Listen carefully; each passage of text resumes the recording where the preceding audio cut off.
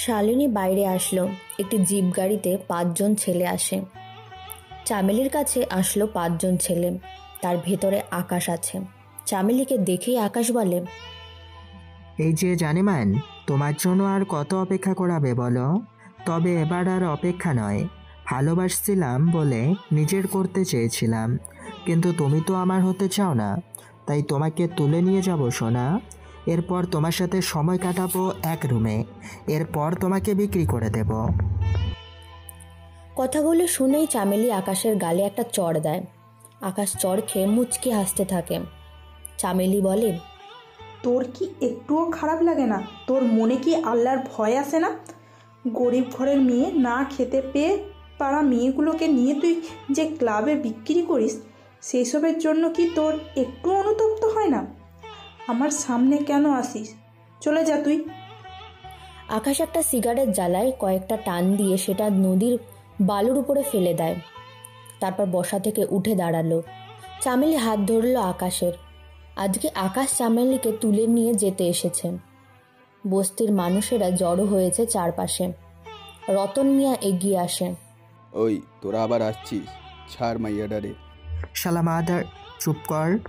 আমার হাতে পিস্তল দেখছিস? সোজা বুকে ঢুকাই দেব, সর বলছি। আকাশ কোমর থেকে পিস্তল বের করে রতনের দিকে তাক করে। রতন ভয়ে আর কথা বলে না, সরে আসে। চামেলি হেল্প করে চিৎকার করতে থাকে। চামেলিকে নিয়ে যখন আকাশ ওর জিপে উঠবে, ঠিক তখনই পিস্তল যে হাতে, সেই হাতে একটা লাথি খায়। পিস্তলটা ওপরে ওঠে। আকাশ ঘুরে দেখে একটা বিদেশি মেয়ে দাঁড়ানো, আর সে হলো শালীন। শালীন পিস্তলটা হ্যাচকা ধরল। আকাশ শালীনকে দেখে বলে, ওই গালিব, দেখ দেখ, বস্তিতে বিদেশি মেয়ে। ভাই, মালটা দেখতে তো হেব্বি জোশ, এটা মারাত্মক সুন্দর। ভাই, মেয়েটারে কিন্তু ভাল লাগছে। আমার এটারই দরকার। মেয়েটাকে নিয়ে চলো, চামেলিকে বাদ দাও। এটাকে বিক্রি করলে তো লাখ পাঁচেক পাবো। ঠিক বলেছিস, ধর এটারে। Charlie, get out of here. They are very bad. They will take your away. No problem. Chameli অবাক হয়ে শালীনের কথা শুনে। শালীনের চেহারাতে একদমই ভয় কাজ করছে না, বরং সে এটার জন্য প্রস্তুত। আকাশের বন্ধুরা গাড়ি থেকে নামে। শালীনের কাছে আসে চামেলি, সেখান থেকে সরে যায়। শালীন কোমরে পিস্তল গুজল, হাত দুটো বক্সিং ফাইটারদের মতন করে রেখে বলে, come on, hit me, you first. Akash এত ইংরেজি বোঝে না, তবে এটা বুঝতে পেরেছে যে এই মেয়ে বাংলা বোঝে না। গালিবকে ইশারা করে শালীনের কাছে যেতে। গালিব আসতেই শালীন ঘুরে জোরে একটা কিক দেয় গালিবের গলাতে। সুপার কিক খেয়ে গালিব পড়ে যায় বালুর উপরে। আকাশ শালীনকে হালকাভাবে নিয়েছে, কিন্তু শালীন একটা ফাইটার। আকাশ একটা ছুরি বের করে শালীনের দিকে আসে। শালীন ঘুরে আকাশের পিঠে পাঞ্চ মারে। আকাশ ওর লোকেদের কাছে যায়, শালীনকে টুনি একটা লাঠি ছুঁড়ে দেয়। শালীন ওটাকে ক্যাচ করে ধরে, তারপর সবাইকে পেটাতে থাকে। ওরা 4 জন ছেলে একবারে কাবু হয়ে যায়। আকাশকে চামেলি বলে, সালা হারামি, তুলে নিয়ে যাবি না? যা, নিয়ে যা। বস্তির সবাই শালীনকে ঘিরে ধরে হাসতে থাকে। সবাই অনেক খুশি হয়। শালীনও তাদের খুশি দেখে খুশি হয়। তবে চামেলি প্রশ্ন করে, চার্লি, তুমি অনায়াসে ওদের হারিয়েছ, তাহলে তোমাকে ছিনতাইকারী ধরেছিল, তুমি পালিয়েছ কেন? শালীন চুপ হয়ে যায়। কিছু সময় ভেবে বলে, ওরা সংখ্যায় বেশি ছিল। আকাশেরা সেখান থেকে পালায়, তবে যাওয়ার আগে জানিয়ে যায় যে তারা আবার আসবে। নিলয় বসে আছে, ওর পাশে বাকি 4 জন বসা, আর কাব্য সামনে হোয়াইট বোর্ডের সামনে দাঁড়ানো। কাব্য সবার উদ্দেশ্য করে বলে, আমাদের ব্যাংক অ্যাকাউন্টে এখন সবারই কোটি টাকা আছে। এত টাকা কেন? এই জবাবে আমাদের শেয়ার বাজারে আরও দ্রুত ইনভলভ হতে হবে। সেজন্য লস গেলেও মাহিমের সাথে আমাদের কাজ করতে হবে। আমাদের মনে রাখতে হবে এখানে পুলিশের ঝামেলাও আছে। আমরা এতদিন পুলিশকে ফাঁকি দিয়ে চলছি, তাই আমরা যাই করি কখনো ব্যাংক ডাকাতি কিংবা ব্যাংকের কোনো অ্যাকাউন্ট হ্যাক করব না। কিন্তু আমাদের তো এখন সময় এসেছে ক্লাবে গিয়ে ক্যাসিনো খেলার। কোন ক্লাবে যাব এবার? আমাদের টার্গেট এখন বড় ক্লাবের দিকে। এর মধ্যে প্রথমটা হলো নাচো, যে ক্লাবটা আছে সেখানে টার্গেট করা। মাসুম, তুই সব ক্লাবের তথ্য আমাকে এনে দিবি 7 দিনের ভেতরে। খুঁটিনাটি যা আছে সব। আমরা সেই অনুসারে প্ল্যান সাজাবো। আর এরই মধ্যে আমাদের শেয়ার বাজারে ঢুকতে হবে। আবার একটা কোম্পানির শেয়ার ছাড়বে, সেটা আমি মাহিমের থেকে পেয়েছি। সে প্রতিটা সেক্টরে আমাকে একজন ইনভেস্টর হিসেবে পরিচয় করিয়ে দেবে। এতে আমারই লাভ, কারণ আমাদের টাকাগুলো সাদা টাকা হবে কালো থেকে। 10 লাখ ইনভেস্ট করে লস খাবো, আয় করব 1 কোটি। তাহলে চলো আবার শুরু করি। সিয়াম, অনলাইন বেটিং সাইটগুলোতে স্ক্যামার হতে হবে। কোম্পানির সাথে স্ক্যাম করে টাকা হাতাতে হবে। কিভাবে সেটা পরে বলবো, এখন চলো শেয়ার কিনি। নিলয় মাহিমকে কল দেয়। শেয়ার কেনার জন্য 10 লক্ষ টাকা দিতে চেয়েছে। মাহিম নিলয়কে আবার তার বাড়িতে আসতে বলে। নিলয় মুচকি হাসে। মিমের সাথে আবার কার দেখা হবে। মিমকে সে ফুললি অন্যমনস্ক করে দিতে পারবে। নিলয় দেখা করে টাকা দেবে সেটা জানিয়ে দেয়। তারপর ওরা এবার 15 লক্ষ টাকা দিয়ে বিগ কোম্পানি বিগ শেয়ার কিনেছে। ঠিক তখনই সেখানে ব্ল্যাক গ্যাংয়ের 30 লক্ষ টাকার শেয়ার কেনার চার্ট আসে। মাহিম নিজে থেকে সেখানে 2 লাখ দিয়ে শেয়ার কিনে নিল। বাকি 10 লাখ নিলয় দিল। সেই টাকা দিয়ে মাহিম শেয়ার কিনবে। কোম্পানি বড় পর্দায় একজনের সাথে মাহিমের খাতির আছে। ব্ল্যাক গ্যাংয়ের সবাই এবার খুব রিসার্চ করে শেয়ার কিনেছে। কোম্পানির ম্যানেজারের পরিবারকে তুলে নিয়ে গিয়েছে ওরা। তখন কতটুকু দাম উঠবে বা কমবে সেসব ম্যানেজার ওদেরকে না জানালে ওরা ম্যানেজারের পরিবারকে মেরে ফেলবে। বিএক্স কোম্পানির বড় প্রোডাক্ট আছে। এরা যখনই লসের মুখে পড়ে ঠিক তখনই শেয়ার ছাড়ে। শেয়ারের মূল্য একদমই অল্প করে ছাড়ে, যাতে অনেকেই টাকা দিয়ে শেয়ার করে। কিন্তু এই কোম্পানিতে যারা বড় শেয়ার নেয় তাদের থেকে বড় স্ক্যামার এই কোম্পানির মালিক। কারণ জানে সে কিভাবে লসের টাকা তুলতে হবে। তাই যেহেতু একটা প্রোডাক্টের মূল্য এখন একদমই অল্প, ধরো 100 টাকা, এখন সেটা খুব জোর 150 টাকা উঠাবে। তারপর ধূপ করে শেয়ার আবার কমিয়ে সেটা মাত্র 80 টাকাতে নামিয়ে ছাড়বে। কারণ যখন শেয়ার বেশি, এরই মধ্যে কোম্পানির মার্কেট ভ্যালু বেড়ে গিয়ে দাঁড়াবে ডাবল। তাই লস তুলে নেবার পর যারা কোম্পানির শেয়ারে ইনভেস্ট করেছে তারা ফার্মে গেলেও ওদের তাতে কিচ্ছু যায় আসবে না। তখন না পারবো আমরা সইতে, না পারবো বেচতে, আর তখনই কোম্পানির লাভ করতে শুরু করে। এই জন্য প্রথমত যে কোনো বাজি খেলতে বা ট্রেডিং খেলতে গেলে 2টো জিনিসের খুব প্রয়োজন, আর সেটা হলো ধৈর্য ও লোভ নিবারণ। যেহেতু এখানে শেয়ার একদমই অল্প টাকাতে পাওয়া যাচ্ছে, তার মানে কোম্পানিরা চাচ্ছে যেন বড় বড় ইনভেস্টররা লাখ লাখ টাকার শেয়ার কিনুক, এতে ওদেরই লাভ। কিন্তু আমরা এটা হতে দেব না গাইস। আমি খেললে একটু অন্যভাবে। কোম্পানির সাথেই হবে এবার আরও একটা স্ক্যাম। ফেসবুকে একটা পেজ ক্রিয়েট করছিলাম। পেজটার নাম দিবি গ্রিন স্নেক। সেখানে পোস্ট করা হবে অমুক দিনের শেয়ার যেন সবাই বিক্রি করে দেয়। পোস্টটা করেই সেটা বুস্ট করে দিবি। যারা আমাদের পোস্ট দেখে শেয়ার বিক্রি করবে তারা তো লাভ করবেই। সমস্যা পড়বে ব্ল্যাক গ্যাংয়ের সিস্টেম। আমি ওদেরকে ধ্বংস করতে এসেছি। এবার খেলবো কোটি কোটি টাকাতে। নিলয়ের কথা শুনে ওরা সবাই অবাক হয়। নিলয় ছেলেটি হেব্বি কাজের। সিয়াম নিলয়ের কথা মতন সব করে। নিলয় সিগারেট জ্বালায়। নিধির দিকে তাকায় নিলয়। নিধির নিলয়কে দেখে গালে হাত দিল। নিলয় কখনো নিধির দিকে ঠিক মতন তাকায়নি। নিধি দেখতে কেমন নিলয় কখনো খেয়ালই করেনি। যার মন ও মস্তিষ্ক একবার টাকার নেশায় ঢোকে তাকে আর কোনো নারীর সৌন্দর্য আকৃষ্ট করতে পারে না, চোখে পড়ে না সেসব। নিলয় বলে, নিধি, কি হয়েছে? কি দেখছো? না মানে, আচ্ছা, কাব্য না হয় এখানে এসেছে তার সমস্যার কারণে, কিন্তু কাব্য তুই নিধিকে কোথায় পেয়েছিলি? সেই লাইনে কি করে আসলো? নিধির মন খারাপ হয়ে যায়। সে মাথা নিচু করে নিল। কাব্য নিলয়কে ইশারা করে নিধির মন খারাপ হয়েছে সেটা জানায়। নিলয় নিধির কাছে যায়। নিধির দিকে তাকে নিলয় বলেন, আমি যখন ক্লাস 6-এ পড়ি তখন আমার বাবা মারা যায়। মা আমাকে নিয়ে নানি বাড়িতে চলে আসে। সেখানে মামা মামি থাকতো। আমার মামি অনেক খারাপ ছিল, সবসময় আমাকে মারতো, বকা দিত, তবে সবার সামনে করতো না। কোনো দোষ পেলেই এমন করতো। মাকে আবার বিয়ে দেওয়ার জন্য অনেক জোর করে নানু, কিন্তু মা রাজি হচ্ছিল না। এটা নিয়ে বাড়িতে অনেক ঝামেলা হয়। শেষে মা রাজি হয় বিয়ে করতে। মায়ের বিয়ে হয়ে যায়। আমি নানুর কাছে থাকতাম। আমি তখন ইন্টার পাস করি। মায়ের বিয়ের অনেক বছর হয়েছে। আমি কখনোই বাবাকে বাবা বলিনি, দেখাও করিনি। নানুর কাছেই থাকতাম সব সময়। একদিন নানু মারা যায়, একা হয়ে পড়ি, একদম একমি। এভাবেই চলে কয়েক মাস। হঠাৎ একদিন বাড়িতে একটা ছেলে আসে। মামি জানায় এটা তার ছোট ভাই, দেশের বাইরে থেকে দেশে এসেছে। ঠিকঠাকই ছিল। একদিন দুপুরে বুঝতে পারি আমি গোসল করে কেউ একজন আমাকে লুকিয়ে দেখে। আমি ওপরের দিকে তাকাই, একটা ছোট্ট ক্যামেরা রাখা। আমি বুঝে ফেলি এটা কি হয়েছে। ক্যামেরাটা সেই ছেলেটার, মানে মামির ভাইয়ের, নাম জীবন। জীবন মামার ক্যামেরা। আমি যেহেতু তার বোনের ভাগিনা, আমার তিনিও মামা হয়। ক্যামেরাটা নিয়ে আমি ওনার রুমে যাই। মামা, এইসব কি? কোন সব মামা? তিনি ঘোরে আমার দিকে। আমার গায়ে তখন ড্রেস চেঞ্জ করা সত্য কাপড় পরা, মাথায় তোয়ারে পেঁচানো, আধা ভেজা হয়ে গেছে কাপড়টা, ওড়না আছে গায়ে। সে আমার দিকে না তাকিয়ে আমার বুকের, আমার ঠোঁটের দিকে তাকায়। ওর দৃষ্টি এতটাই বাজে ছিল যে আমার সেখানে দাঁড়িয়ে থাকতে পারছিলাম না। আমি ক্যামেরাটা ফ্লোরে ছুঁড়ে মারি। কি হয়েছে? আমি গোসল করলে আপনি আমার ক্যামেরা রেখে আসেন কেন? কি দেখেছেন? আস্তে কথা বলো, তোমার মান সম্মানের প্রশ্ন। আর আমি সব দেখেছি। সব মানে ভিডিও করেছেন? ডিলিট করেন এখনই। না সোনা, ডিলিট করা যাবে না।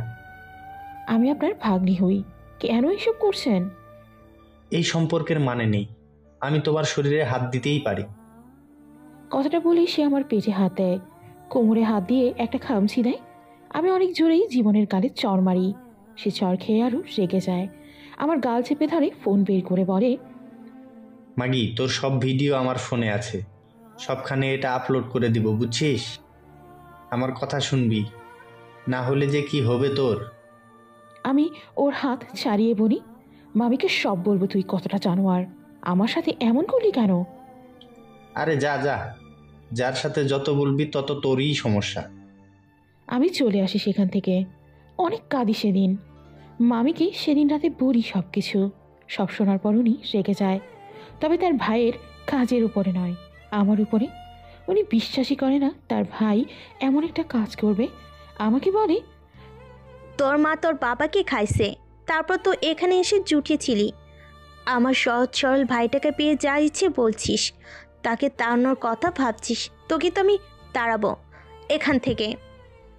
জীবন আমাকে সব বলেছে, তুই আমার ভাইয়ের উপর নজর দিস, তাকে প্রেমের প্রস্তাব দিয়েছিস।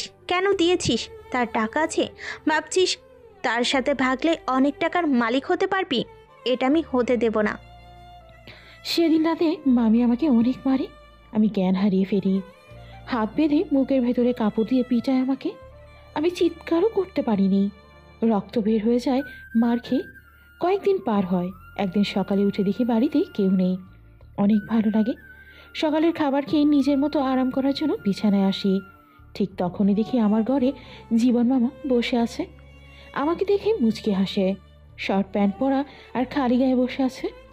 আমি দেখেই তাকে ভয় পাই। মামা বলে, চলে আসছো সোনা? মামা, আপনি এখানে কেন? তোমার গোসলের ভিডিও দেখছি, আজ আপলোড করব ইন্টারনেটে, ফেসবুকে আর কত গ্রুপে, দেখবা, আসো। জীবনের কথা শুনে নিজেকে কন্ট্রোল করতে পারি নাই। কাছে যাই আমি, চট দিতে যাব, তখনই সে আমার হাত ধরে বিছানায় ফেলে দেয়। আমার হাত শক্ত করে ধরে সে। আমার দিকে তাকিয়ে মুচকি হাসে আর বলে, গিফটটা কিন্তু দারুণ তোর, সাইজটা যা মারাত্মক, আমার বেশ পছন্দের। আজ তো এগুলো সদ্য ব্যবহার করতে হবে। ছাড় আমাকে, কেন এমন করছিস? আমার লাগছে, ছাড়। জীবন আমার গালে চট দেয়, তারপর আমার জামা ধরে জোরে টান দেয়। ছিঁড়ে দুভাগ হতে আর দেরি করে না, আমার উপর ঝাঁপিয়ে পড়ে। আমাকে সে ধর্ষণ করে। সেদিন জানতে পারি মামি ইচ্ছে করেই মামাকে নিয়ে বাইরে যায়, আর আমার সাথে তার ভাইকে এসব করার সুযোগ দিয়ে যায়। এরপর আমার উপর চলে ঘন্টার পর ঘন্টা শারীরিক নির্যাতন। সেদিন মামার আসে রাতে বাড়ি। আমি এর ভেতরে অজ্ঞান হয়ে যাই। হঠাৎ অনেক চিৎকারে আমার ঘুম ভাঙে। জীবন বলছে, আপু দেখো, তোমার ভাগ্নে আমার ঘরে কিভাবে এসে শুয়ে আছে। আমি চমকে উঠি। তাকিয়ে দেখি আমি ওর রুমে। মামা মামি আমার সামনে দাঁড়ানো। মামি চিৎকার করে বলে, ওগো, তোমার বোনের মেয়ে কি খারাপ, আমার ভাইয়ের সাথে এসব করে বেড়াই। ছি, আমি মুখ দেখাবো কি করে? আমি মরে যাব। মামা মামি আমার এসব কথা শুনে আমাকে অনেক মারে আবারও। আমাকে কিছু বলার সুযোগ দেয় না, আমার কথা কেউই শোনে না। আমি ক্লান্ত শরীর নিয়ে ঘরে আসি, অনেক চিৎকার করে কাঁদি। রান্নাঘর থেকে একটা বড়ি এনে রাখি কাছে।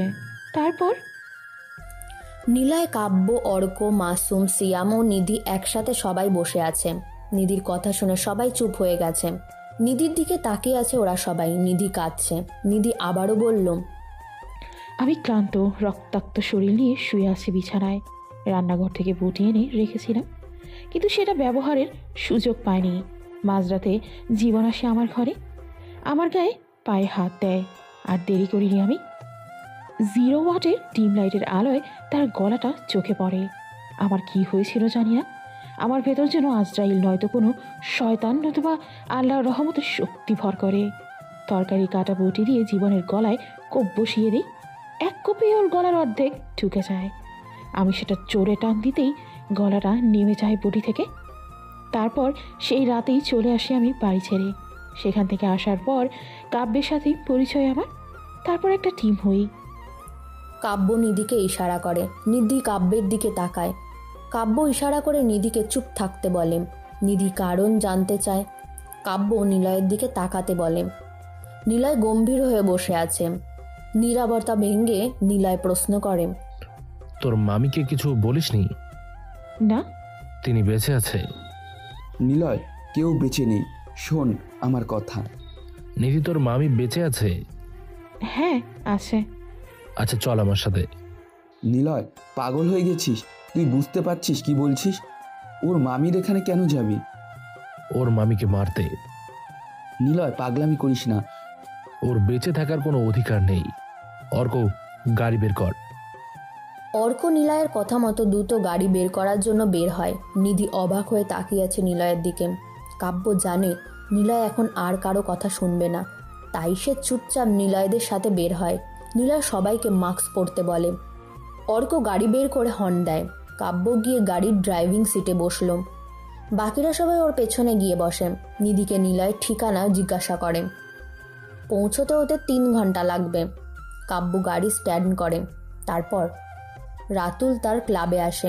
গাড়ি নিয়ে যখন সে ঢুকতে যাবে তখনই তার সামনে এসে চাঁদনির বাবা দাঁড়ায়। চাঁদনির বাবাকে দেখেই রাতুল গাড়ি থামালো। কাসেম মিয়া রাতুলকে দেখেই বলে, বাবা তুমি আসছো? আমি এখানে আজ কয়েকদিন ধরে বসে আছি, ভেতরে যেতে দেয় না। ওরা আমার মেয়েকে চিনেই না। হো আপনি? কিন্তু আপনার মেয়ে তো এইখানে থাকে না। আপনার মেয়েকে বেশ্যাপল্লীতে বিক্রি করে দিয়েছি, সে ওইখানে থাকে। রাতুলের কথা শুনে কাসেম মিয়া যেন স্তব্ধ হয়ে যায়। কি বলবে সে খুঁজে পায় না। তার শিক্ষিত একটা মেয়ে, এভাবে তাকে নিয়ে রাতুল কিভাবে কথা বলতে পারে? আর তাছাড়া ওনার মেয়ে তো রাতুলের বউ। করিম বলেন, তোমার একটুও খারাপ লাগলো না তোমার স্ত্রীকে নিয়ে তুমি এমন কথা বললে?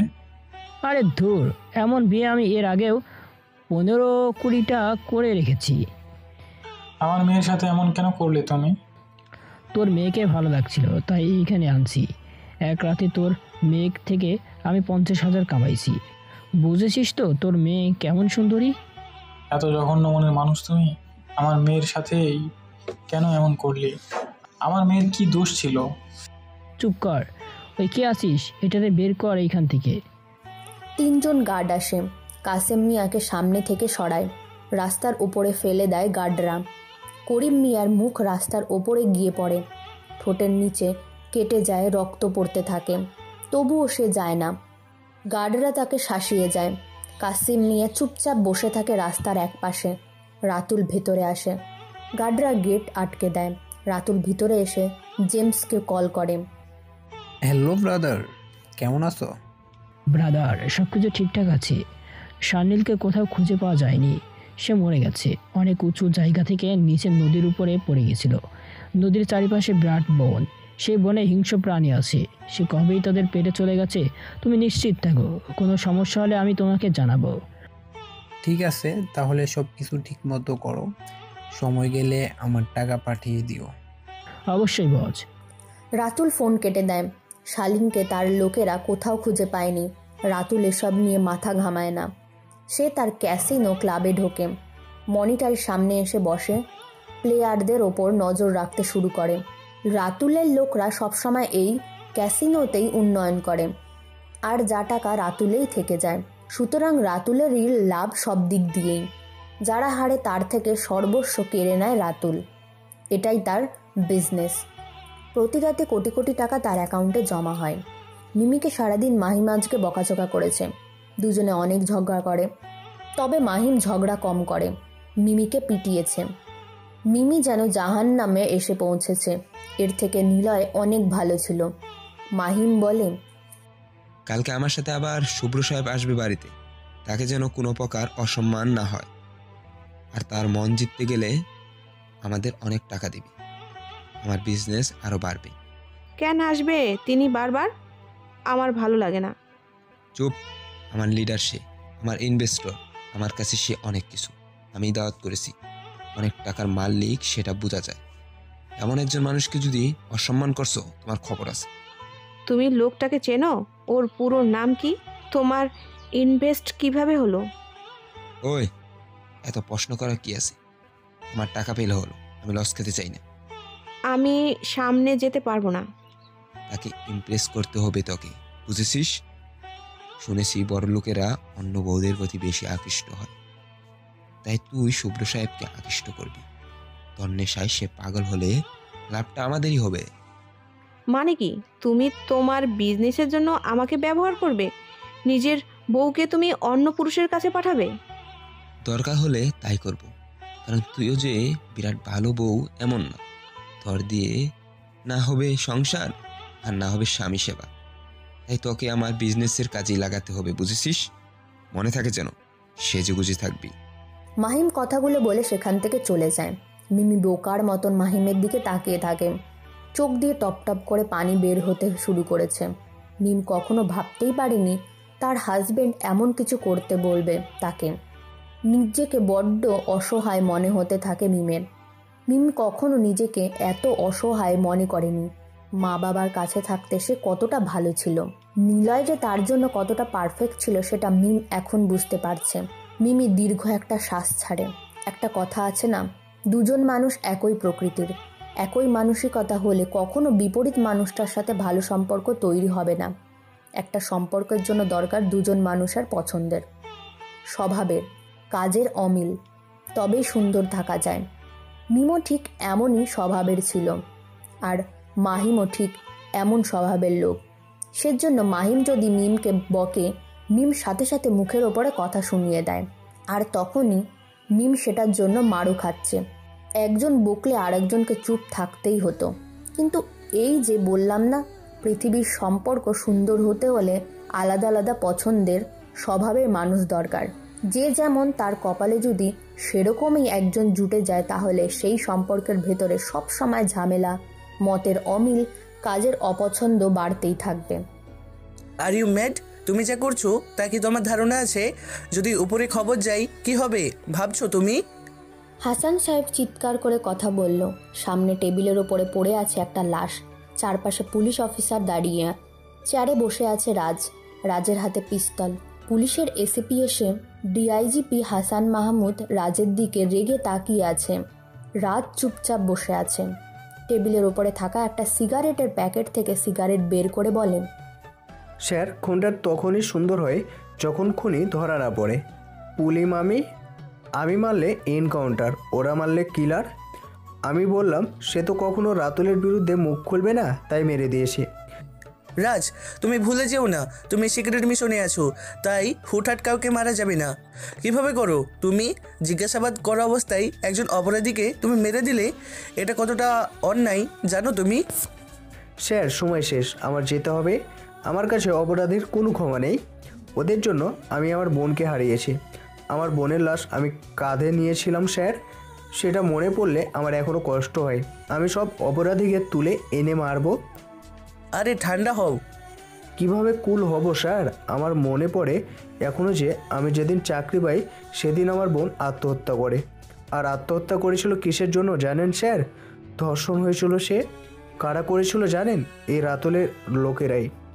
রাজের কথা শুনে হাসান চুপ হয়ে যায়। রাজ হলো আইজিপির সবচাইতে পছন্দের অফিসার। এর জন্য রাজকে কেউ কিছুই বলতে পারে না। রাজ নিজেই তার জন্য রুলস বানিয়ে নিয়ে আসে। সব রকমের সুযোগ সুবিধা রাজকে দিয়ে রেখেছে। রাজ অনেক বেয়ারা একজন অফিসার, এমনটা সে আগে ছিল না। রাজের বোন ছিল রিয়া, রাজের মা বাবা ছিল না। রিয়াকে সে নিজেই বড় করেছে, ভালো কলেজে ভর্তিও করে দেয়। কিন্তু সমস্যা হয় একদিন, রাজ পুলিশের চাকরি পায়। সেদিন রাতে ওরা ভাই বোন বেশ ভালোই একটা সময় কাটায়। রাজ শুতে চলে যায় আর রিয়া জানলা খুলে বই পড়তে শুরু করে। রাস্তার পাশেই ওদের বাড়ি। রাত তখন 10টা বাজে। ঝমঝমিয়ে বৃষ্টি নামে হঠাৎ।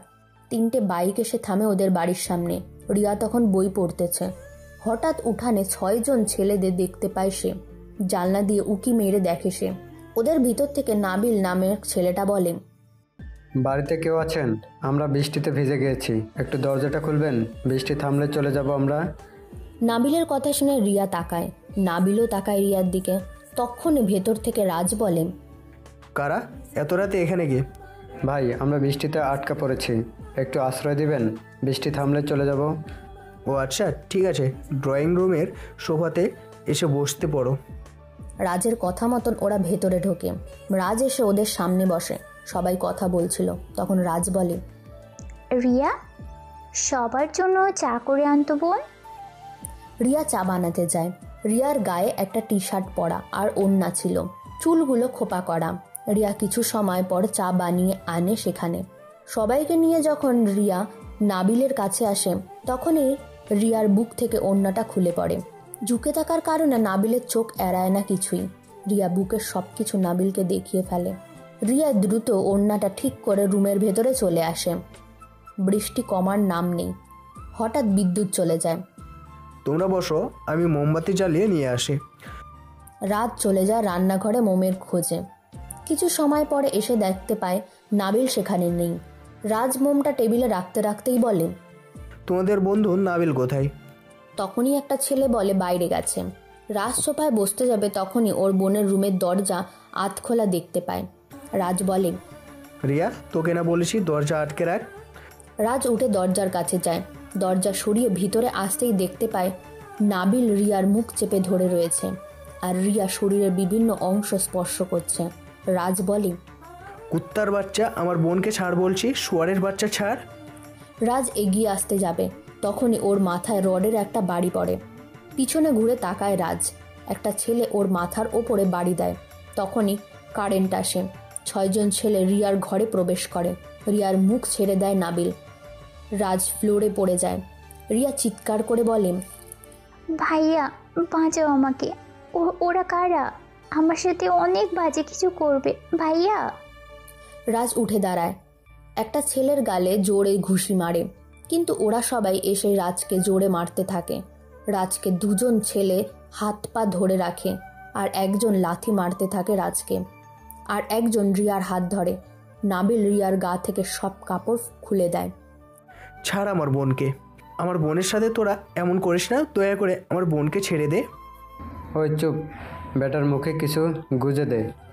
আমার বোনকে ছাড়, কুত্তার দলেরা, খোদার কসম তোদেরকে আমি মেরে ফেলবো। রিয়ার গা থেকে সব কাপড় খুলে ফেলা হয়। তারপর নাবিল রিয়ার গোপন কাপড়টা এনে রাজের মুখের ভিতরে ঢুকিয়ে দেয়। রাজ কাঁদতে থাকে। রিয়ার মুখ চেপে রয়েছে। রিয়া করে গঙ্গানো ছাড়া কিছুই করতে পারছে না। নাবিল যে রিয়ার বুকে, পেটে, কোমরে কামড় দিতে থাকে। রিয়া চিৎকার দিতে গিয়েও মারে না। রাজও কোনো কথা বলতে পারে না। নাবিল আর দেরি করে না, রিয়াকে সেই প্রথম ধর্ষণ করতে শুরু করে। এভাবে 20 মিনিট যাওয়ার পর নাবিল ছেড়ে দেয়। তারপর আর একটা ছেলে আসে।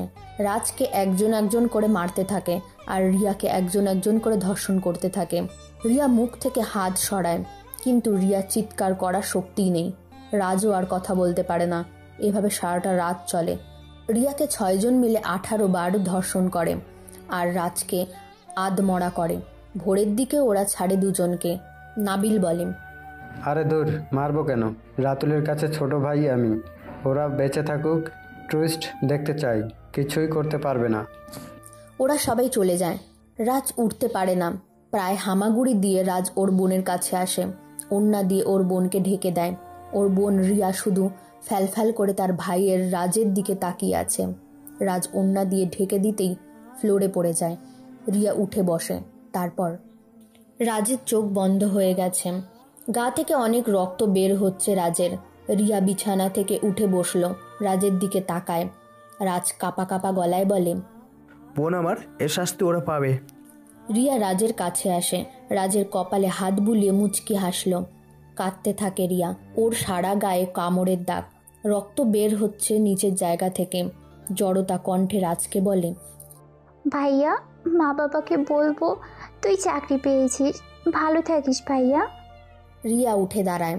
রাজ ওর হাত ধরে, রিয়া হাত ছাড়িয়ে নেয়। তারপর রাজের দেওয়া সেই ওড়না দিয়ে সিলিং ফ্যানের সাথে ফাঁস লাগিয়ে রিয়া আত্মহত্যা করে। রিয়া কয়েক মিনিট ভিতরেই মারা যায়। রাজ নিজের চোখের সামনে তার আদরে ছোট বোনটাকে ধর্ষণ হতে দেখে, আবার সুসাইডও করতে দেখে। রাজ কোনো রকমে উঠলেও নড়তে পারে না, সে ওখানেই জ্ঞান হারায়। দিনের বেলায় কাজের মহিলা এসে সব কিছু দেখে লোকজন ডাকে। রাজ 2 দিন পর জ্ঞান ফেরে। 2 দিনে রিয়ার সব দাফন জানাজা কমপ্লিট হয়ে গেলেও রাজ যে কথা বলার শক্তি হারিয়ে ফেলে। রাজের আশেপাশে থাকে। এভাবে কেটে যায় মাস খানিক।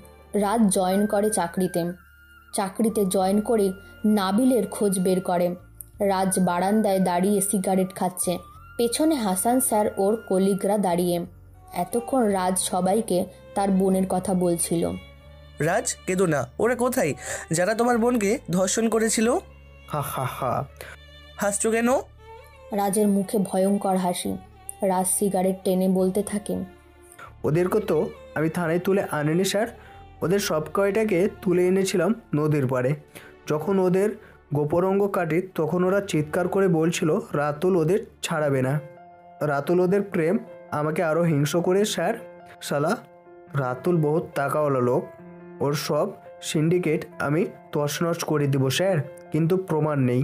শালা লোকগুলোকেও এক একটা হারামি। সারাদিন টর্চার করলো, মুখ দিয়ে একবারও রাতুলের নাম বলবে না। কিন্তু কেন?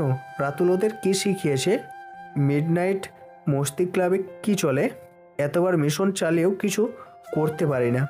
উপরমহল থেকে বারবার আমাদের বারণ করে। এই রাতুল কি কখনো ধ্বংস হবে না? কেউ কি আসে না ওর সমর্যককে একদম তছনছ করে দিতে? নিলয়ের একটা একতলা বাড়ির সামনে সে দাঁড়ানো। বাড়িটাতে একটা দারোয়ান বসে আছে। নিলয় গাড়ি থেকে নামে। গাড়ির ডিগি থেকে ছুরি বের করে নেয় নিলয়। দারোয়ানের দিকে একটা ছুরি ছুঁড়ে মারল নিলয়। ছুরিটা দারোয়ানের বুকে গিয়ে লাগে। নিলয় নিধিকে বলে, তোর মামিকে ডাক দিয়ে বাহিরে নিয়ে আয়। না থাক, সমস্যা আছে, চল একসাথে সবাই। দারোয়ান লাশের দিকে তাকিয়ে কাব্য দীর্ঘ এক শ্বাস নেয়। এই শহরে নতুন এক সিরিয়াল কিলার এসেছে মনে হচ্ছে। নিলয় সহ ভেতরে আসলো সবাই। নিলয়ের দরজাটা টোকা দেয়। রাত গভীর হয়েছে। কে আসলো? ভেতর থেকে মামি চিৎকার করে কথা বলল। নিলয় ডাক দেয়, আপু, আমি তোমার ভাই জীবন বলছি, আমি ফিরে এসেছি। নিলয়ের কথা শুনে ভেতরে থাকা নিধির মামি চমকে ওঠে। ওর মামাকেও ডাকে তিনি। দুজনে উঠল। নিধির মামা বলেন, কে কে বাহিরে? নিধি বলেন, মামি আমি আসছি, দরজা খোলো। নিধির কথা শুনে ওর মামি চিৎকার করেন, খুনি মাগি আসছে। আজকে ওরে পেয়েছি, আজকে মাগিরে ধরে মেরেই ফেলবো। দাটা কোথায় আমার? নিধির মামি এসে দরজা খুলে দেয়। দরজা খুলতে নিধি একা দাঁড়িয়ে আছে। নিধিকে দেখে ওর মামি চুল ধরে ভিতরে টেনে নিয়ে যায় আর চিৎকার করে বলতে থাকে, ওই খা, তুই আমার ভাইটারে খাইছিস। কই গেছিলি? তোকে আমি নিজের হাতে মারবো। আমার ভাইকে কেন মেরেছিলি? ঠিক তখনই কয়েকজন ভেতরে প্রবেশ করে।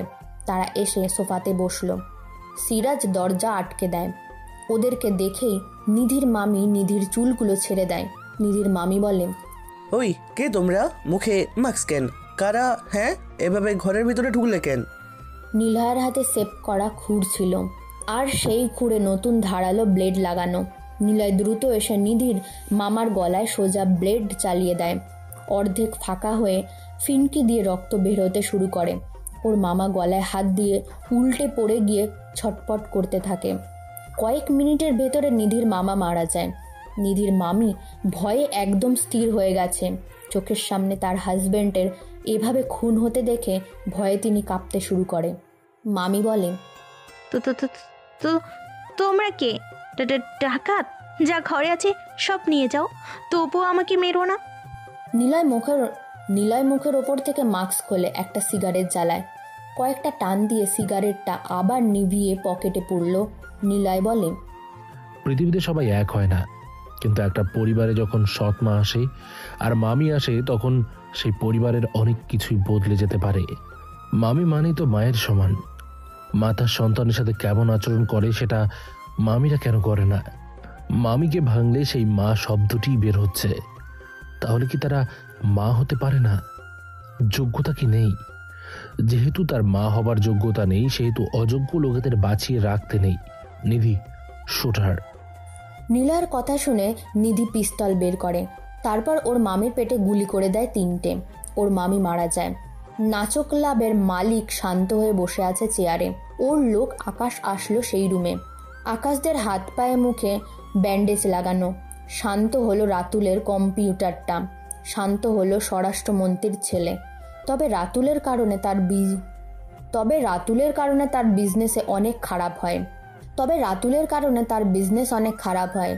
তার কাছে বিদেশি কোনো মেয়ে নেই। রাতুলের কাছে সব দামি জিনিস। রাতুলের প্রতিদিন যদি 1 কোটি টাকা হয়, তাহলে শান্তার হয় 70 লাখ। খুব যে দুজনের দূরত্ব তা কিন্তু নয়। দুজন বেশ ভালোভাবে বিজনেস করে যাচ্ছে। কিন্তু সমস্যা হলো রাতুল সব ইউরোপ থেকে মেয়ে এনে প্রতি তার বিজনেসটাকে ভালোভাবেই করে। শান্ত আকাশকে প্রশ্ন করে, কি ব্যাপার, তোদের চেহারায় এই অবস্থা কেন? রাতুলের লোকদের মারছিলি নাকি? স্যার, একটা গুড নিউজ আছে আপনার জন্য। মার খেয়েছিস, মেরেও আসছিস? না। তাহলে কি? স্যার, আমাদের সিটি থেকে দূরে 2 ঘন্টার পথ পাড়ি দিয়ে যে মৌয়াল বস্তি আছে না, সেখানে একটা মেয়ে আছে। মেয়েটা দেশি মেয়েদের চাহিদা কমে যাচ্ছে। যারা স্টুডেন্ট তারা মোটামুটি দেশি মেয়ে খুঁজে, আর যারা বড় লোক বাপের ছেলে তারা বিদেশি মেয়ে খুঁজে। আমার কাছে যা আছে তা পুরান মাল। নতুন কোনো দেশি মেয়ে লাগবে না, ইন্ডিয়া থেকে এনেছি। স্যার, ওই বস্তিতে আছে একটা বিদেশি মেয়ে। আমি যাকে পছন্দ করি সেই মেয়ে ওই বস্তিতে থাকে। ওকে তুলে আনতে গিয়ে সেই বিদেশি মেয়েটার সাথে দেখা হয়। সেই তো আমাদেরকে মেরে সব ভেঙে দিয়েছে। স্যার, মালটা কিন্তু সেই সুন্দরী। একবার যদি ক্লাবে আনতে পারি, সে একাই আপনার বিজনেস লাখ থেকে কোটিতে নিয়ে যাবে। তবে মালটা অনেক কাটাই ভরা, মানে অনেক ডেঞ্জারাস। মার্শাল আর্ট, বক্সিং সব জানে। যেমন ফিগার তেমনই দেখতে। আকাশের কথা শুনে শান্ত উঠে দাঁড়ায়। চোখ দুটোতে শান্তের যেন আনন্দের গোলা বর্ষিত হচ্ছে। শান্ত দ্রুত আকাশের কাছে আসে। পকেট থেকে 2টো টাকার বান্ডিল বের করে আকাশদের দিকে ছুঁড়ে দিয়ে বলেন, কি খবর দিলি তুই? নে ধর, এনজয় কর। আর মেয়েটার সব খবর আমাকে কালকেই দিবি। আমি তুলে আনার সব ব্যবস্থা করছি। মালটা ওখানে কিভাবে আসলো? ঠিক আছে স্যার, আমি সব খোঁজ আপনাকে এনে দেব। আকাশ খুশি হয়ে রুম থেকে বের হয়। আকাশ এতক্ষণ শালিনের কথায় বলছিল। বস্তিতে সেই আছে।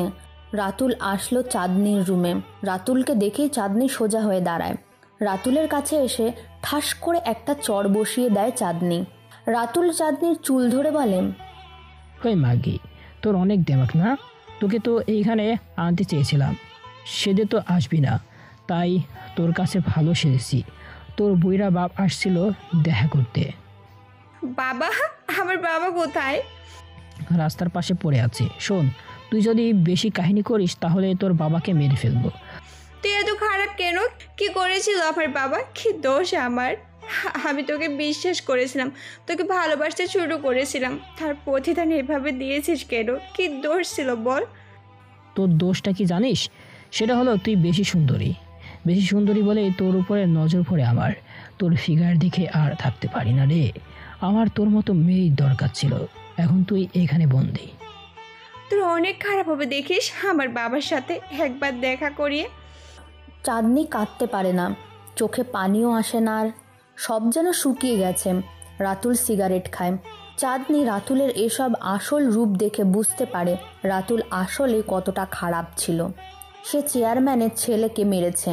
রাতুল সিগারেট শেষ করে চাঁদনিকে বলে, শোন, তোর বাবাকে নিয়ে আসছি, 5 মিনিট। তার সাথে কথা বলবি, এরপর এইখানে থাকবি। যদি বেশি কাহিনী করিস তোর বাবাকে কিন্তু মেরে ফেলবো। চুপচাপ কথা শুনবি, বুঝতে পেরেছিস? চাঁদনি ফুপিয়ে কাঁদছে। রাতুল ফোন করে কাশেমকে নিয়ে আসতে বলে। কাশেম রাস্তার পাশে বসেছিল। কাশেমের কাছে রাতুলের লোকেরা আসে, তারপর ওনাকে ধরে ক্লাবের ভিতরে নিয়ে যায়। রাজ কাঁদছে। রাতুলকে সেদিনের পর থেকে রাজ খুঁজে চলছে, কিন্তু রাতুল তো ধরাছোঁয়ার বাইরে। সম্ভব হয়নি কখনো। হঠাৎ রাজের কাছে কল আসে। রাজকে ম্যাজিস্ট্রেট কল দেয়। হ্যালো রাজ, বলছো? জি, আমাদের জেলাতে ডাকাত মনস্টারের অনেক উৎপাত বেড়েছে। আমি পত্রিকা দেখলাম স্যার। এখন কি করব বলেন? তোমার মতো ভায়োলেন্স ডেঞ্জার অফিসাররাই ওদেরকে ধরতে পারে। তুমি একটু দেখো তো কেসটা। এখানকার এমপিকে তুলে নিয়ে মেরে ফেলা হয়েছে, তার বাড়ি লুট করা হয়েছে। অনেক ডেঞ্জারাস ওরা। স্যার, আমি দেখেছি। রাজ কল কেটে দেয়। ওর টিমকে মনস্টার গ্যাংকে নিয়ে স্টাডি করতে বলে। রাজ গাড়ি নিয়ে বের হয়, সাথে ওর অফিসাররাও আছে। উদ্দেশ্য সেই উঁচু রাস্তায় আসা। এখান থেকে সে নিচের নদীতে দেখতে পায়। নিচে বিরাট বড় খাদ। একবার খাদে পড়লে সোজা ওপরে টিকিট কাটা হবে। নিচে আছে গভীর নদী। নদীর পাশে আছে বিরাট বড় জঙ্গল। সেই জঙ্গলে অনেক হিংস্র প্রাণী থাকে। প্রতি বছর ওই জঙ্গলে মোয়ালদের মৃত্যুর খবর পাওয়া যায় 100-এর বেশি। তাই ভুলেও কেউ সেখানে আসতে চায় না। তবে মেইন রাস্তা হওয়াতে সবসময় কম বেশি গাড়ি ঘোড়া চলাচল করে। তবে গভীর রাতে সেরকম কেউ যেতে চায় না ওই রোড দিয়ে। রাজ আসলো সেখানে। ডেঞ্জার এরিয়ার নোটিশ বোর্ড ওপরে বসানো ছিল কিছুটা। ওদিকে কাশেম মিয়াকে আনা হয় চাঁদনির ঘরে। মেয়েটাকে দেখেই করিম মিয়া কেঁদে ফেলে। চাঁদনি দৌড়ে এসেই তার বাবাকে জড়িয়ে ধরে। মেয়ের মায়াবী মুখটা দেখে কাশেম মিয়ার যেন সব কষ্ট দূরে সরে যায়। চাঁদনিরও এখন অনেক ভালো লাগে। কাশেম বলল, মা কেমন আছিস? তোর চেহারার কি হাল হয়েছে? আর চিন্তা করিস না মা, আমি তোকে নিতে এসেছি। চল মা আমার সাথে। বাবা, অনেক বড় ভুল করেছি মানুষকে বিশ্বাস করে। আর কখনো মানুষকে বিশ্বাস করব না। সবাই খারাপ বাবা, সবাই খারাপ। চল এখন মা আমার সাথে। না বাবা, আমি যেতে পারবো না। তুমি চলে যাও। রাতুল অনেক খারাপ, চলে যাও, আর আসবে না এখানে। চাঁদনি মা, তোকে আমি নিয়ে যাব। তোমার মেয়ে এখন বাজারের ব্যবসা হয়ে গেছে বাবা, আর ফিরে যেতে পারবো না।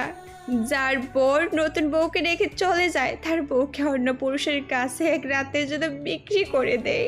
সেই মেয়ে একদম মরে গেছে বাবা। ওই বুইরা ব্যাটারে বের করে চাঁদনিরে ভিআইপির জন্য রেডি কর। কাশেমের কাছে আসে 4 জন গার্ড। নিজের মেয়েকে জড়িয়ে ধরে রাখে করিম মিয়া। করিম মিয়াকে অনেক মারতে থাকে সেখানে। চাঁদনি রাতুলের পা জড়িয়ে ধরে। রাতুল, বললাম তো তোর বাবাকে মেরে ফেলবো। এখন তোর বাবাকে যেতে বল, তবেই সে বাঁচতে পারবে। রাতুলের কথা শুনে চাঁদনি বলে, বাবা দয়া করে চলে যাও, তোমার মেয়েকে ভুলে যাও এক্ষুনি। কাশেম মিয়া নিজের মেয়ের জন্য বের হয়ে আসে সেখান থেকে। কাশেম মিয়াকে মেরে একদম বাইরে বের করে দেয়। কাশেম মিয়া এর জীবনে তার মেয়েকে অনেক ভালোবাসত। তার মেয়ের অবস্থা দেখে নিজেকে আর সামলাতে পারে না, নিজেকে মেরে ফেলার চিন্তা করে। তাই নিজের রিস্কা নিয়ে কাশেম মিয়া সেই ডেঞ্জার উঁচু রাস্তা দিয়ে যেতে থাকে। যদি ছিনতাইকারীরা আসে, কাশেম বলবে তাকে যেন মেরে ফেলতে চায়। নীলয় গাড়িতে বসে আছে। 4 কিমি উঁচু লম্বা রাস্তা। নীলয় মাস্তি ক্লাবের রোড ক্রস করে ব্রিজের দিকে এগিয়ে আসতে একটা রিস্কার সাথে কাব্যের গাড়ি ধাক্কা লাগে। তবে সামান্যভাবে ধাক্কা লাগাতে রিস্কা চালকের কিছুই হয়নি। তবুও নীলয় কাশেমের গাড়ি রাখতে বলে।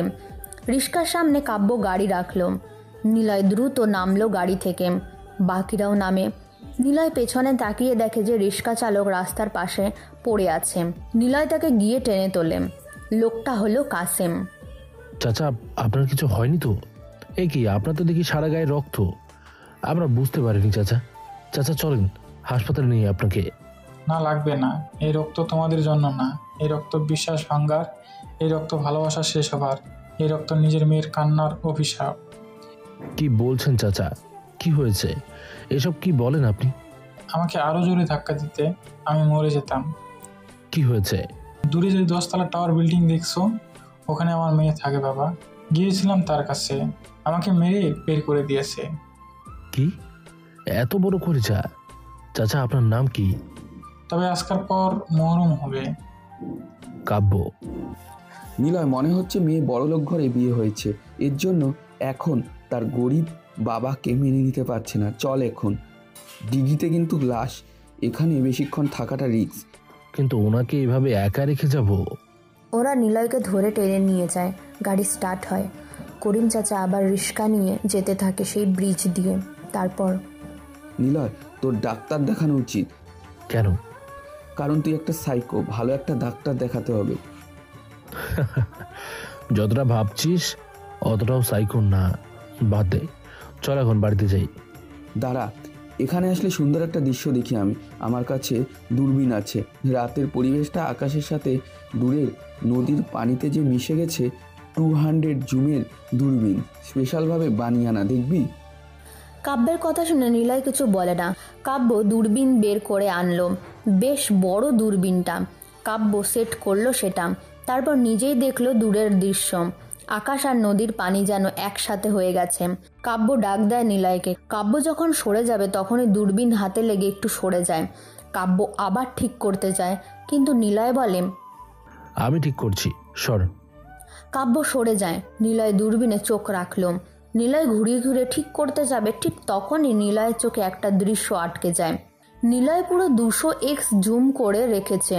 দৃশ্যটা হলো নদীর পাড়ে একজন বসে আছে, শাড়ি পরা, হাঁটু অবধি শাড়ি তুলে বসে আছে, উত্তর দক্ষিণ মুখে, সামনে আগুন জ্বলছে। মেয়েটার চুলগুলো কোমর অবধি, ঘন কালো চুল, একদম সাদা গায়ের রং। মেয়েটা হলো শালীন।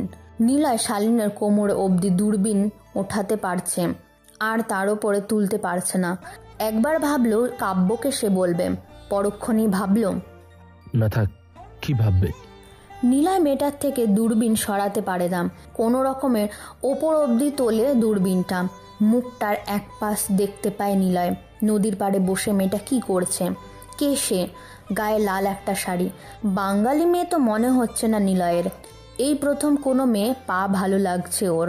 নিলয় স্থির হয়ে দেখছে। মেয়েটা উঠে দাঁড়ায়, হেঁটে চলে যেতে থাকে। নিলয় দ্রুত দূরবীন ঘোরাতে গিয়ে পড়ে যায় নিচে। কাব্য এসে বলে, ওই কি করছিস, ফেলে দিলি?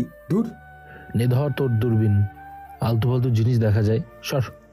কি বলিস, কত সুন্দর দৃশ্য। আমি জানি, চল এখান থেকে। ওরা গাড়িতে উঠে বসল। 3 কিমি দূরে রাজেরা বসে আছে। দূর থেকে ছেলেগুলোকে দেখে। ওরা এদিকেই আসতে থাকে। তবে তার আগে নিলয়েরা সেখান থেকে চলে যায়। রাজ প্রশ্ন করল, এত রাতে ছেলেগুলো এখানে কি করে? এমন সময় একটা রিস্কা এসে থামে। রিস্কা থেকে কাসেম মিয়া নামলো। রাস্তা এরিয়াতে এসে খাদে ঝাঁপ দেওয়ার জন্য ওপরের দিকে তাকায়। আল্লাহর কাছে ফরিয়াদ করে, হে অপরওয়ালা, আর কত শাস্তি দেবে তুমি? কত কষ্ট সহ্য করার ক্ষমতা মানুষের দেবে? তোমার দেওয়া জীবনকে নিজে নষ্ট করেছি, আর সহ্য করতে পারছি না কষ্ট। তবে একটাই আর্জি জানাই তোমার কাছে, আমার মেয়েকে ভালো রেখো, আর ওই জানোয়ারটাকে শাস্তি দিও। রাজ দেখে প্রায় একজন বুড়ো লোক রাস্তা থেকে নিচের দিকে লাফ দিতে যাবে। রাজ দৌড় দিতে শুরু করে। অনেক জোরে দৌড় দেয় রাজ। কাসেম মিয়া লাফ দেয়, কিন্তু সে যেন কিছু একটার সাথে আটকে যায়। বারবার নড়েও পড়তে পারে না। তখনই শুনতে পায়, এই চাচা, এখানে কি? হ্যাঁ, মরার আর জায়গা পান না? করিমের ওপরের দিকে তাকায়। রাজ রাস্তার রেলিং এক হাত দিয়ে ধরে রেখেছে, আরেক হাত দিয়ে করিমের হাত ধরে রেখেছে। রাজের অফিসাররা টেনে তোলে দুজনকে। দুজনের রাস্তার পাশে বসে হাঁপাতে থাকে। রাজ বলে, এই মিয়া, মরতে গিয়েছিলেন কেন? কেন বাঁচাইলেন স্যার? আমার এই মরতে দিতেন, আমার মরাটা ঠিক ছিল। এই বয়সে কি এমন ঘটলো যে মরে যেতে হবে? বাসা কোথায়? হ্যাঁ, অনেক কিছুই ঘটেছে। মেয়ের বিয়ে দিলাম একজনের কাছে, সে আমার মেয়েকে পতিতালয়ে বিক্রি করে দিয়েছে। ছেলেটা অনেক খারাপ। আচ্ছা, চলেন দেখি সেইখানে। আর ছেলেটাকে? রাতুল, বাজারের বিশাল যে বিল্ডিং আছে সেটার মালিক। সে আমার মেয়েকে। এমন সময় খুব স্পিডে সেখানে একটি বাইক আসে। বাইকটা থামে বিপরীত পাশে। সাইলেন্সার লাগানো একটা পিস্তল বের করে কাসেমের বুকে 3টে গুলি করা হয়। তারপর বাইকটা সেখান থেকে চোখের নিমেষেই চলে যায়। রাজ উঠে দাঁড়িয়ে দৌড়ে সেখানে আসে। বাইক আরোহীকে চিৎকার করে গালি দিতে থাকে। শালা জানোয়ার, কে তুই? শরীফ, জলদি চাচাটা হাসপাতালে নাও। তক্ষুনি শরীফ নামের অফিসার বলে,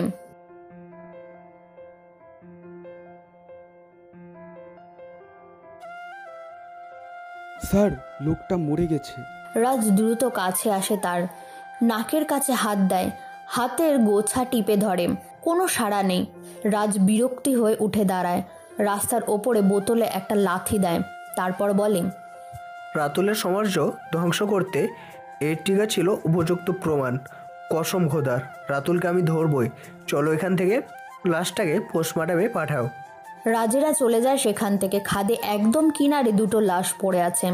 বাতাসে একটু একটু করে আরও নিচের দিকে এগিয়ে যাচ্ছে। এই লাশ দুটোকে নিলয়েরা এসে ফেলে দিয়েছিল। তারপর অনেক দাঁড়িয়ে আছে জামিলের সামনে। সে আগে থেকে অনেক সুস্থ হয়ে গেছে। অনেক প্রতিদিন সব কিছু ট্রেনিং করে। অনিককে বলে, অনিক, এবার কিন্তু সাবধান, পুলিশ অনেক ইনভেস্টিগেশন করছে, সন্দেহভাজন দাঁড়িয়ে পাচ্ছে তারাই নিয়ে যাচ্ছে। শুনলাম ঢাকা থেকে অফিসার আসবে এখানে, এমপির কেসটা তিনি দেখবেন। অফিসারের নাম শুনেছ নিশ্চয়ই, রাজ মাহমুদ। সে অনেক ডেঞ্জারাস অফিসার, ঘুষ দিলে ঠিকই খাবে, আবার তোমাকে ঘুষের অপরাধেও জেলেও ঢুকিয়ে দেবে। আমরা যদি ডাকাতি, সে সহকারী খুনি। অফিসারের বাড়ির ঠিকানা ম্যানেজ করেন কেন? নেক্সট ডাকাতি ওই বাড়িতেই করব। বড় জায়গায় হাত না দিলে আমাদের নিয়ে দেশের মানুষ কখন চর্চা করবে? এমপি কোথায়? কি বলছিস অনিক? তোর মাথা ঠিক আছে? সে কিন্তু পুলিশের বড় অফিসার, আর তাছাড়া সে আমাদের থেকেও ডেঞ্জারাস। সে আমাদের মতন না, সে এখন কেস দেখবে, আর আমরা ওর বাড়ি দেখতে যাব। তাকে জানান দেব সে যেন এখান থেকে চলে যায়। তোর এই চ্যালেঞ্জে সে কিন্তু ভয় পাবে না। রাজ পুলিশ হবার পর অপরাধীদেরকে এমনভাবে মেরেছে যে তার চেহারা বদলে গেছে, তাই যা করবি সাবধানে। অনেক কিছু বলে না, সে চলে আসে সেখান থেকে। রাজের বিষয়ে ইন্টারেস্ট অনেক, ঘাটাঘাটি করতে থাকে সে। নিলয় শুভ্র সেজে আসে মহিমের বাসায়। মহিম আর নিলয় বসে আছে। মিমি হাতা কাটা ব্লাউজ গায়ে শাড়ি পরেছে, চুলগুলো সুন্দর করে খোপা কাটা, পেটে অনেক অংশ দেখা যাচ্ছে। নিলয় চায়ে চুমুক দেওয়ার সময় একবার তাকায় মিমির দিকে, তারপর মিমির থেকে চোখ সরিয়ে নিল নিলয়। মাহিমের ফোন বেজে ওঠে। মাহিম নিলয়কে বলে, শুভ্র সাহেব, কল আসছে একটা, বসুন, আমি কথা বলে আসছি। মাহিম বের হয়ে যায় বাড়ি থেকে, দরজার পাশে আসলো, আধা খোলা করে রেখে ফোনের ক্যামেরা অন করে, তারপর নিলয়ের দিকে ভিডিও করতে থাকে। মিমিকে মাহিম সব কিছু বলে রেখেছে। নিলয় যদি ওদের সাথে বাজে কিছু করতে চায় তবে মিমি বাধা দিতে পারবে না। মাহিমের একটাই ক্লিপ দরকার। মিমি নিলয়ের সামনে বসলো, বুকের ওপর থেকে হালকা করে ওড়নাটা সরাতে থাকে। মিমি জানে এটা যদি নিলয় হয় তাহলে মিমির সাথে কথা বলবে, মিমকে কাছে চাইবে। নিলয় ফোন বের করলো, ফোন চাপতে থাকে সে। এই যে শুনছেন? জি। আপনার নাম জানা হলো না। আপনার হাজবেন্ড জানে। আপনাকে দেখতে আমার এক বন্ধুর মতো মনে হয়, ভয়েসটা একই রকম। হতে পারে। আপনি তাকাচ্ছেন না কেন আমার দিকে? প্রয়োজন নেই। মিমি উঠে দাঁড়ালো, নিলয়ের দিকে এগিয়ে আসতে থাকে। নিলয় উঠে দাঁড়ায়, তখনই নিলয় ফোনটা কানে ধরে আর বলে, সরি, আমার একটা কল এসেছে। নিলয় বাইরে আসে, এসেই দেখতে পায় মাহিম দাঁড়িয়ে আছে। আরে আপনি? কথা শেষ, এই তো ভিতরে আসছিলাম। আচ্ছা শোনেন, 10 লাখ টাকা দিয়ে আসছি, সবটা ইনভেস্ট করবেন। নিলয় চলে আসে, মাহিম ভিতরে আসে। মাহিম এসে মিমকে বলে, এই ছেলে তো দেখি অনেক চালু, সুন্দরী মেয়ে দেখেও সে তাকালো না। কি এমন সাজ দিছিস যে তোর দিকে তাকায় না? তোর তো এসব ড্রেস পছন্দ, তাহলে পুরুষ মানুষকে ইমপ্রেস করতে পারিস না কেন? তোর দ্বারা কি কিচ্ছু হবে না?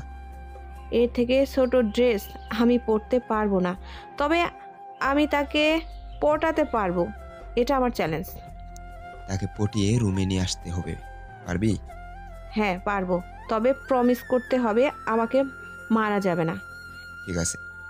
মিমির অনেক রাগ হয়েছে। সে কি আসলেই নিলয় না? নিলয় এতটা স্বাভাবিক স্বভাবের হলো কবে?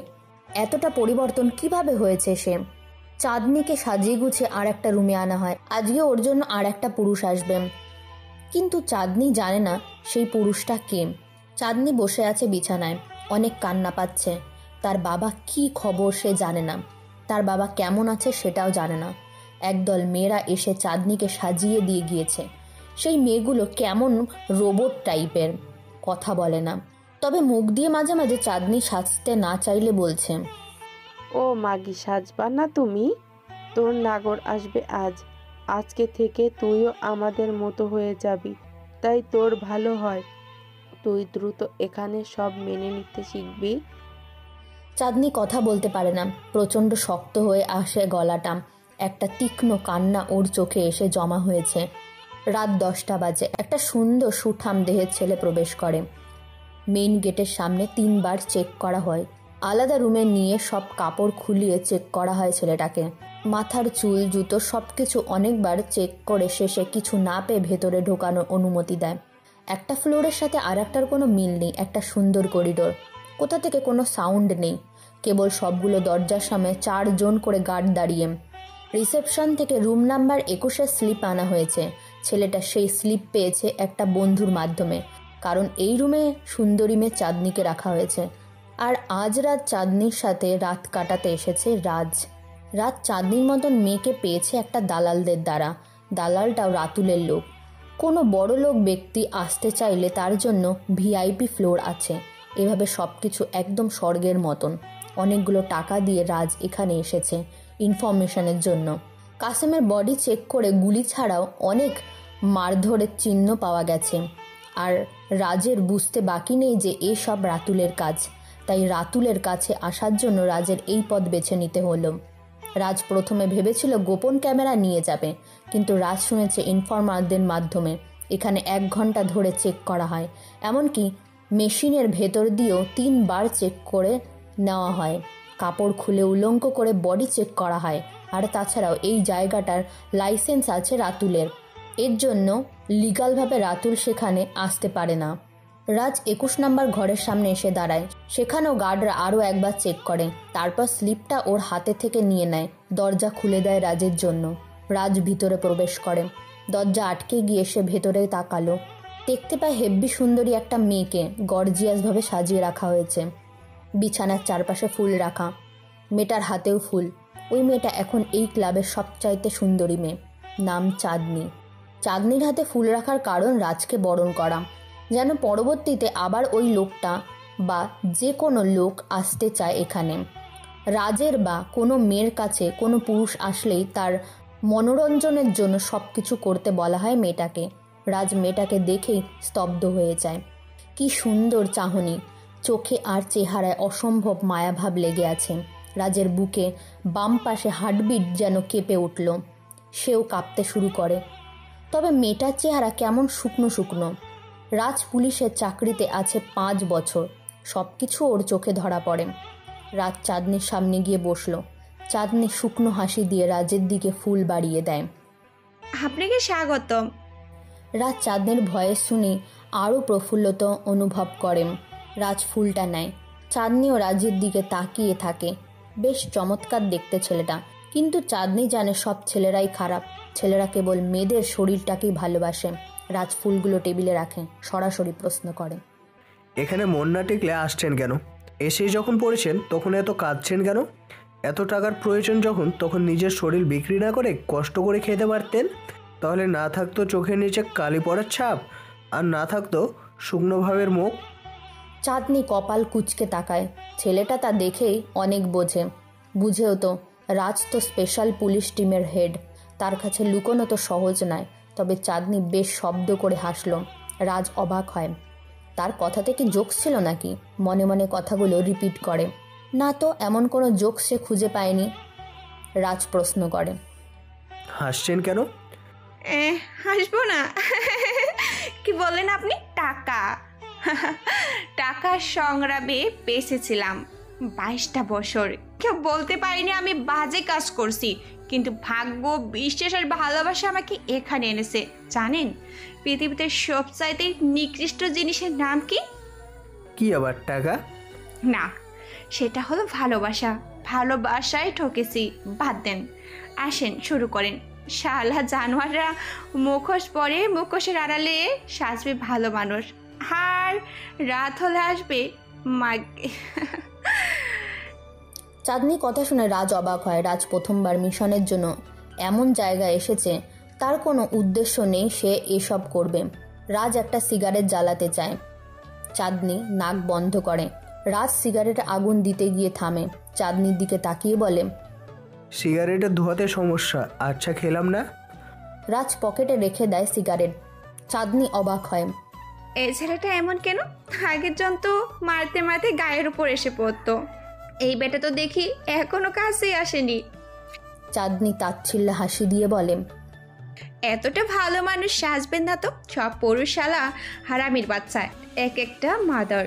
তারা শুধু নারীর শরীর কামড় বসাতেই পছন্দ করে। সিগারেট খান, কাছে আসে নাকি ভিতরে সমস্যা? রাজ চমকে যায়, মেয়েটার দিকে খুব গভীরভাবে দেখতে থাকে। তারপর রাজ উঠে বসলো, রুমের চারপাশে দেখতে থাকে। চাঁদনি মেয়েটার একদমই অন্যরকম, অর্ধনগ্ন হয়ে বসে আছে বিছানায়। রুমের চারপাশে ওয়াশরুমে সব কিছু দেখলো রাজ।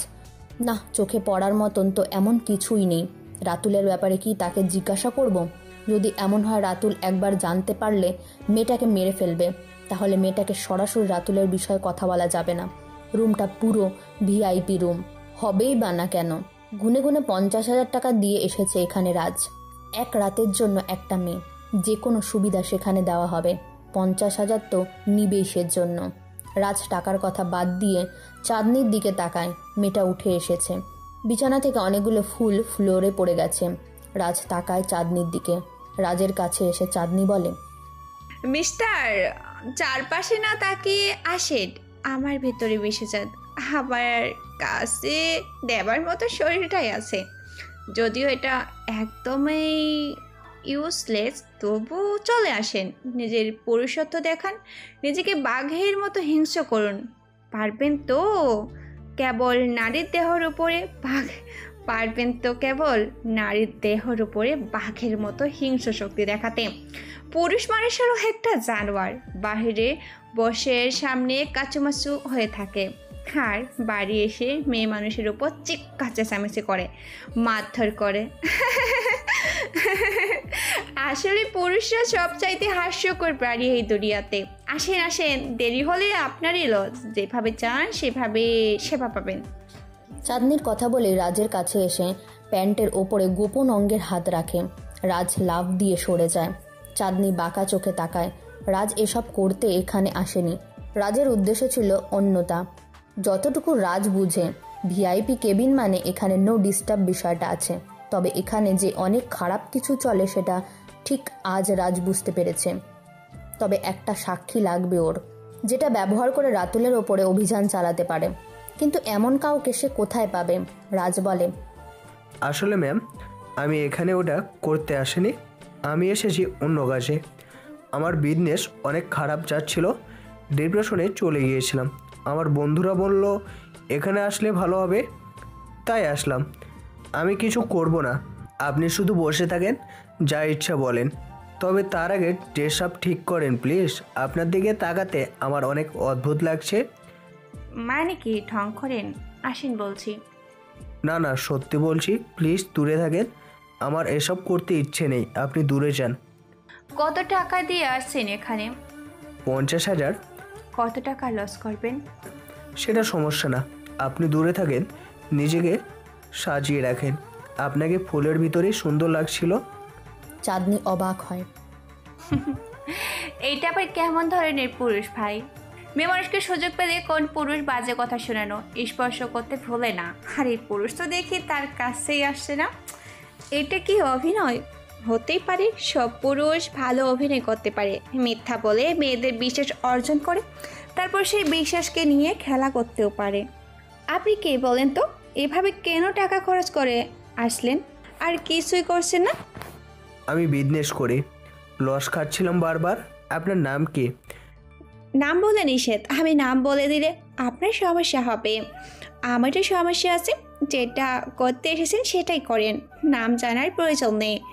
আপনাকে দেখে মনে হচ্ছে আপনি কয়েকদিন ধরে ঘুমাননি। আপনি ঘুমান, আমি আপনাকে দেখি। আমার ঘুম আসেনি। আপনি না বলেছেন আমি যা বলবো বা করতে চাইবো সেটা শুনবেন? চোখ বন্ধ করে শুয়ে পড়েন। চাঁদনি আর কথা বাড়ায় না। চাঁদনি চোখ বন্ধ করে। কখন যে সে ঘুমিয়ে পড়ে বুঝতেই পারেনি। রাজ পায়চারি করছে অনেকবার। ফোনটা নিয়ে ভেতরে আসতে দেয়নি তাকে। একদম পরিচয় ছাড়া কেউ এখানে ফোন দিয়েও আসতে পারে না। রাজ অনেক কিছু কালেক্ট করেছে। সেটা হলে এখানে তাকে রেগুলার আসতে হবে, পরিচিতি কাস্টমার হতে হবে, সবগুলো ফ্লোর এক্সপ্লোর করতে হবে, সব কিছু বুঝে প্ল্যান সাজাতে হবে। তবে কালকে তাকে যেতে হবে গ্রামে ডাকাত ধরতে। ডাকাতেরা কি, কারা, সব কিছু তাকে বের করতে হবে। ভাগ্যিস তার কোনো বউ নেই। এত ব্যস্ততায় বউ থাকলে সে কবেই চলে যেত। বউয়ের কথা মনে পড়তেই চাঁদনির দিকে রাজের চোখ চলে যায়। চাঁদনি কাচুমাচু হয়ে ঘুমিয়ে পড়েছে। এসির পাওয়ার কমিয়ে দেয় রাজ, তবু মেয়েটা শীত লাগছে। রাজ গা থেকে কালো কোটটা খুলে চাঁদনির গায়ের ওপর দিয়ে দেয়। রাজ দেওয়ালের ঘড়ির দিকে তাকায়। রাত 2:30 বেজে গিয়েছে। রাজ বের হয় রুম থেকে। গার্ডদের বলে, সকাল অবধি মেয়েটা তো আমার, এই রুমটাও আমার। সকালের আগে মেয়েটাকে যেন কেউ বিরক্ত না করে। সে ঘুমাচ্ছে, সে যেন ঘুম থেকে উঠে ভালোভাবেই থাকে। গার্ড মাথা নেড়ে ওকে স্যার বলে। রাত চলে যায়। গার্ডরা দরজা ভিড়িয়ে দেয়। রাতুল পিসির সামনে বসেছিল। এই রুমে গোপন ক্যামেরা লাগানো। রাত যে কিছুই করেনি সেটা রাতুল জানে, কিন্তু কেন করেনি? রাতুলের লাভ টাকা পেলেই তো হলো তার। থাক, চাঁদনি ঘুমাক। রাতুল বুঝে ফেলেছে রাজ আবার আসবে এই চাঁদনির জন্য, তাই চাঁদনিকে আরও সিকিউর করে দেয়। মানে সবার জন্য, চাঁদনি না। জেমসের পাঠানো ইউরোপীয় মেয়েদেরকে নিয়ে এসে সার্ভিস প্রদান করবে, কিন্তু চাঁদনিকে বিশেষ পার্সোনালের জন্য রেখে দেয়। রাতুল রিসেপশনে মেয়ের কাছে কল দিল।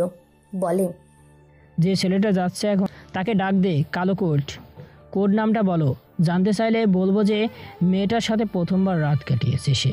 মেয়েকে আবার পেতে হলে এই কোড নেম ব্যবহার করতে। রাজ রিসেপশনে আসে। রিসেপশনে মেয়েটা রাতুলকে বলা কোড নেমটা বলে দেয়। রাজ জানতে চাইলে বলে এটা তাদের বহু বছরের নিয়ম। রাজ আর কিছু বলে না, সে চলে যায়। রাত বাড়ে, ফজরের আজান শুরু হয়। তাতে কি, রাতুলের ক্লাবে তখন চলছে ডিজে গানের সাথে অর্ধ উলঙ্গ নারীর ডান্স। চাঁদনির ঘুম ভাঙে। ঘুম ভাঙেই দেখতে পায় চাঁদনির গায়ে কালো কোট। কোটটা কার? মনে পড়ে রাতের কথা। ওই লোকটার কোট এইটা। চাঁদনি কিছু সময় কোটের দিকে তাকিয়ে থেকে সেটা নিয়ে বেরিয়ে নিজের রুমে চলে যায়। তারপর নীলায় বসে আছে মনিটরের সামনে। ব্ল্যাক গ্যাংয়ের টিমটাও বসে আছে। ওরা জানে কোম্পানির ম্যানেজার ওদের থেকে টাকা নিয়েছে, পণ্যের দাম আরও উঠবে।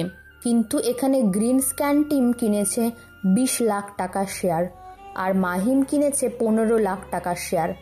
গ্রিন স্ক্যান শেয়ার সেল করলেই পাবে 2 ডবল প্রফিট, কারণ শুভর কাছে নিলয়ের আরেকটা অ্যাকাউন্ট, সেখানে থেকেও 5 লক্ষ নিয়ে রেখেছে নিলয়। 2 কোটি শেয়ার, 50 লাখের শেয়ার ওদের কাছে। নিলয় হঠাৎ দেখলো পণ্যের দাম 1 লাফে 100 থেকে 200 হয়ে গেছে। নিলয় মাহিমকে কল দেয়। এখনই শেয়ার সেল করো। কি কি এখন? কিন্তু দাম তো আরো বাড়বে। বললাম না সেল করতে, বেশি লাভ লাগবে না। আমার দরকার ব্ল্যাক গ্যাংকে লসে ফেলানো ফার্স্ট। নিলয় ফোন কেটে দিয়ে, কাব্য এখনই শেয়ার সেল কর। নিলয় কথা মতো 1 ঘন্টার ভেতরে 50 লাখ টাকা শেয়ার সেল হয়। ছোট্ট ইউজাররা দেখে গ্রিন স্ক্যান শেয়ার সেল করেছে, তারাও সেল করে দেয়। 1.5 কোটি টাকা চলে আসে নিলয়ের কাছে। ছোট্ট ইউজার শুভ এক ঝলকে চলে আসে মিডল ইউজারদের তালিকাতে, আর টপে চলে যায় গ্রিন স্ক্যান গ্যাংকের প্রফিট লিস্ট। চোখের সামনে অলমাইটি ব্ল্যাক গ্যাংকের লস দেখে সবাই হতাশ। আবারও লসে পড়ে ওরা।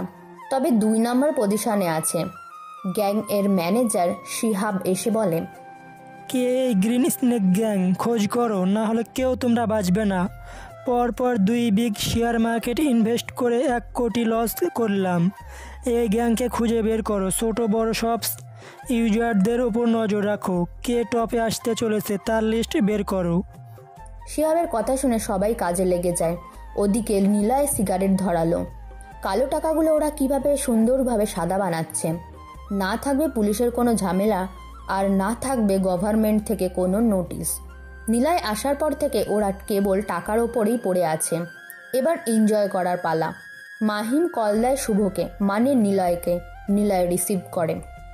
রো, তোমার জন্য লাভ করেছি অনেক, চলে আসো প্রফিট নিতে। আসবো। হ্যাঁ, বাড়িতে চলে আসো, তোমাকে ইনভাইট করা হলো। নীলয় হাসতে থাকে। সে ফোন কেটে দেয়। মানুষ কত বড় স্বার্থপর! তা না হলে স্বার্থের জন্য নিজের বউকে মানুষের সামনে এনে দিতে ভাববেও না।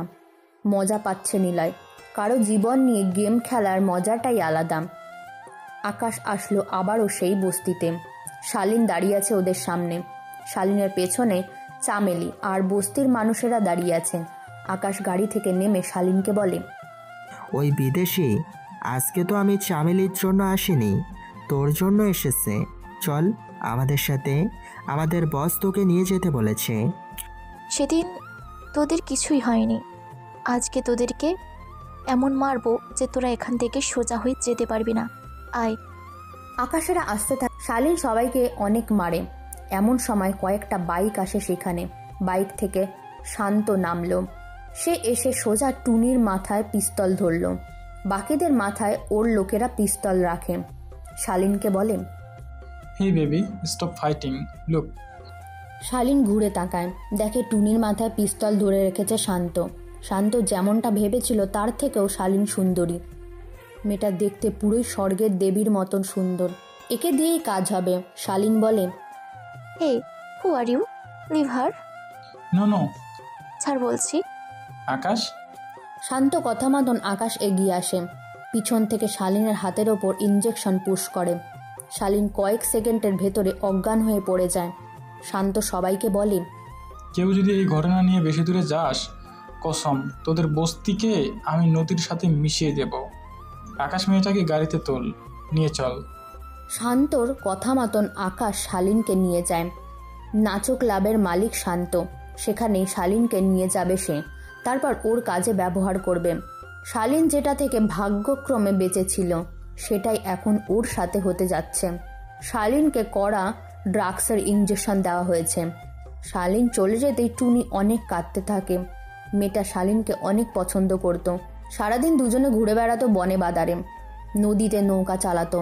এখন শান্তরা শালীনকে নিয়ে আসে তাদের ক্লাবে। তারপর জেমস ক্লাব হেরে গেল ক্যাসিনোতে।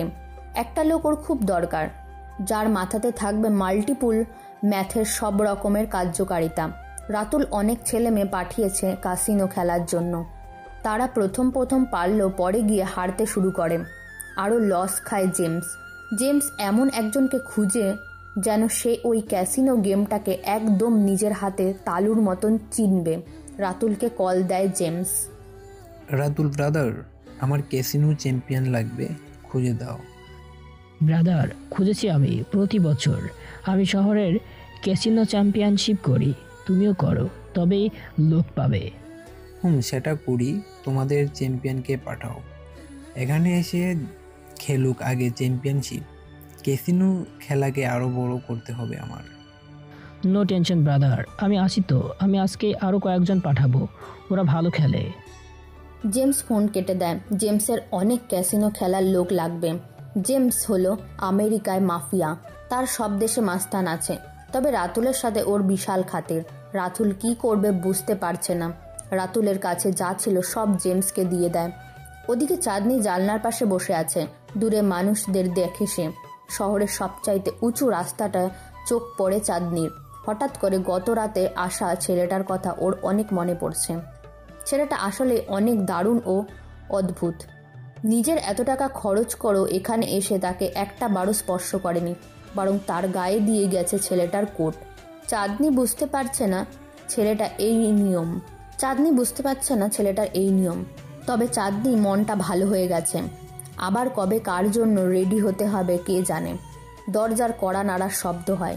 তার থেকে বয়সে বড় একটা মেয়ে ভেতরে আসলো। মেয়েটা চাঁদনি বিছানায় এসে বসলো। কি রে, কালকে রাতে কেমন সুখ পেলি? বেশি দিন এমন হবে না, তবে তোর বেশি দিন হতে পারে। রাতুল শালা একটা জানোয়ার, চাকরির নাম করে এখানে এনে রেখেছে। যদিও টাকা দেয়, সেগুলো বাড়িতে পাঠায়। কোনো ছুটি নেই। তোরে সে কোথায় পাইল? তুই তো সুন্দরী অনেক, এখানে থাকা সেরা সুন্দরীদের একজন তুই। আপনার নাম কি আপু? মেয়েটা চাঁদনির মুখ থেকে আপু ডাক শুনে করুণ দৃষ্টিতে তাকায় চাঁদনির দিকে। আপু ডাকটা সে কতদিন শোনেনি, শুনবেই বা কী করে। তার ছোট্ট বোন যে মেডিসিনের অভাবে মারা যায়, টাকা ছিল না কাছে। মা বাবা দুজনেই মরে গিয়েছে। ছোট বোনটাকে নিয়ে তার পরিবার ছিল, কিন্তু দুরারোগে আক্রান্ত হয়ে তার ছোট বোন শিমলি মারা যায়। মেয়েটা তাকে বোন আপু বলে ডাকত। চাঁদনির বেলা আপু ডাকটা হুবহু তার বোনের মতন শোনা গেছে। মেয়েটা বলে, আমার নাম বাসন্তী, তোর নাম কি রে? আমার নাম চাঁদনি। আপু, আপনি অনেক সুন্দর। আপনার চোখে একটা জাদু আছে, একটা শান্তি শান্তি ভাব আছে। ওরে আর বলিস না রে, আমার অনেক কষ্ট হচ্ছে। শোন, তোর সাথে পরে কথা বলবো। তোর কাছে পাঠানো হয়েছে তোকে সাবধান করার জন্য। কালকে যে ছেলেটা এসেছিল সে নাকি তোকে অনেক প্রশ্ন করে, তাই ওরা বলেছে তোর ব্যাপারে যেন কেউ কিছু না জানে। জানলে তোকে ওরা মেরে ফেলবে, তোর বাবাকেও মেরে ফেলবে। সাবধানে থাকিস বোন। আমি আজ থেকে তোর বড় বোনের মতো, চিন্তা করিস না। লুকিয়ে দেখা করব তোর সাথে। বাসন্তী চলে যায়। চাঁদনির মনটা আবার খারাপ হয়ে গেল। বাবার কথা আরও বেশি মনে পড়ে। কি করেছে তার বাবা? নিশ্চয়ই মায়ের কাছে আছে। আচ্ছা, মা কেমন আছে? ওর মা চৈতি বেগম এখনও হাসপাতালে। 2 দিন হলো তার স্বামী কাসেম মিয়া আসছে না। চাঁদনি আর চৈতি জানে না যে কাসেম মিয়া আর পৃথিবীতে নেই।